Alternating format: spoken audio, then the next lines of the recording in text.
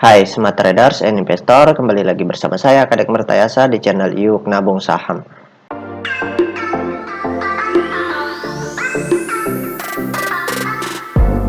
Nah, di episode kali ini kita akan membahas salah satu perusahaan yang direquest oleh Mas Abdul.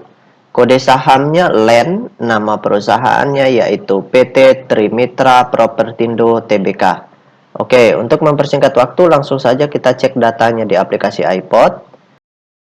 Jika Anda menyukai konten-konten kami mengundang Anda untuk mengklik tombol like dan subscribe agar Anda mendapatkan video terbaru kami setiap minggunya. Nah, di sini kita ganti dulu kode sahamnya LEN. Kemudian kita enter. Nah, kalau kita lihat grafiknya selama setahun terakhir, itu harga sahamnya pernah menyentuh ke harga tertinggi di harga Rp264 per lembar. Tepatnya pada tanggal 14 Juni. Kemudian terendahnya di harga 50-an ya. Oke. Nah, sekarang kita ingin lihat apa yang dilakukan oleh investor besarnya selama sebulan lebih terakhir ini. Ya. Karena di sini banyak sekali investor retail yang nyangkut. Jadi kita ingin tahu apa yang dilakukan oleh investor besarnya, kalau itu pun kalau ada investor besarnya ya. Nah, supaya kita bisa lihat pergerakan mereka selanjutnya, potensi harga sahamnya masih bisa naik atau tetap di bawah seperti itu, atau akan tetap tidur. Itu kita lihat dulu. Oke.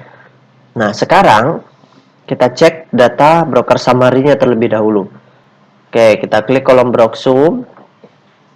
Nah, selanjutnya di sini kita ganti kode sahamnya LAN. Nah, di sini kita ganti tanggalnya ya, bulannya, bulan 10 Oktober ya. Kemudian kita enter. Nah, berdasarkan data transaksi atau data broker summary dari perusahaan PT Trimitra Propertindo Tbk ini, kalau kita hitung total lot yang dibeli dengan total lot yang dijual secara keseluruhan dengan menggunakan tools tambahan yaitu Detektor, maka dapat ditarik kesimpulan bahwasannya selama sebulan lebih terakhir ini investor besarnya itu tidak ada di perusahaan ini setelah Pak Guru cek. Nah, yang aktif transaksi itu adalah investor semi retailnya. Itu pun mereka distribusi, masif distribusi. Jadi mereka jualan begitu banyak. Ya, seperti itu. Nah, jadi kalau keadaannya seperti ini, maka harga sahamnya berpotensi tidur sangat lama. Nah, kecuali ada investor besar lain yang mengakumulasi atau masuk tanpa akumulasi, kemudian langsung markup seperti itu. Itu bisa harga sahamnya naik seperti itu. Nah, oke, kita tutup dulu data broker summary-nya. Nah, selanjutnya kita cek data peta kepemilikannya. Tapi sebelum itu, bagi rekan-rekan yang ingin bertanya atau yang ingin request, silahkan komen di kolom komentar. Nah, untuk yang ingin bergabung di grup channel Telegram kami, silahkan klik linknya ada di kolom deskripsi. Nah, berdasarkan hasil riset yang Pak Guru lakukan dengan mengumpulkan data-data dari SRO Bursa Efek Indonesia dan data-data dari sekuritas, maka dapat ditarik kesimpulan bahwasannya perusahaan PT Trimitra Propertindo Tbk ini 32% sahamnya telah dicetak dalam bentuk scriptless. Jadi masih sedikit yang dicetak dalam bentuk scriptless. Sisanya masih dalam bentuk warkat atau dalam bentuk script, ya, sertifikat fisik seperti itu.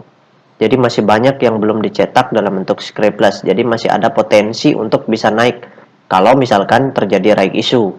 Itu bisa membantu kalau harga sahamnya tidur lama nantinya. Nah, kemudian kepemilikan investor besarnya ternyata di perusahaan ini 0% atau tidak ada satupun investor besar yang memiliki porsi di atas 5%, seperti itu. Nah, kemudian kepemilikan investor semi retailnya di perusahaan ini selama sebulan terakhir ini sebesar 16,4%. Seperti itu. Nah, kemudian ternyata ini yang kurang bagus ya. Kepemilikan investor retail itu sebesar 83,6%. Jadi kalau sebanyak begini kepemilikan retail, maka harga sahamnya akan sulit naik seperti itu. Kenapa? Karena ya kita ketahui sendiri bahwa investor retail itu habis beli berdoa. Kalau semuanya berdoa, siapa yang mau markup? Siapa yang mau borong kanan? Seperti itu. Ya kalau ada retail yang mau borong kanan, palingan retail yang lain jualan lagi gitu. Sehingga nyangkut lagi, tidur lagi seperti itu. Jadi butuh investor besar dari luar untuk memborong dalam jumlah miliaran, ya, sehingga harga sahamnya bisa naik tinggi, bisa naik kembali ke harga 200-an seperti itu. Jadi kita solusinya kalau yang nyangkut di sini, ya, itu bersabar, average terus, dan berharap kita hanya bisa berdoa ada investor besar lain yang masuk atau terjadi right issue, ya. Hanya bisa seperti itu. Nah, average investor semi retailnya di perusahaan ini dia harga 62. Jadi kalau semi retailnya masih ingin untung, ya mereka harus markup dulu ke harga 65, mereka jualan, habis itu hati-hati ya kalau semua barangnya diserahkan ke retail. Seperti itu. Nah, kalau seandainya retail banyak yang cut loss dan ada investor besar yang ngumpulin, nah itu pertanda baik seperti itu.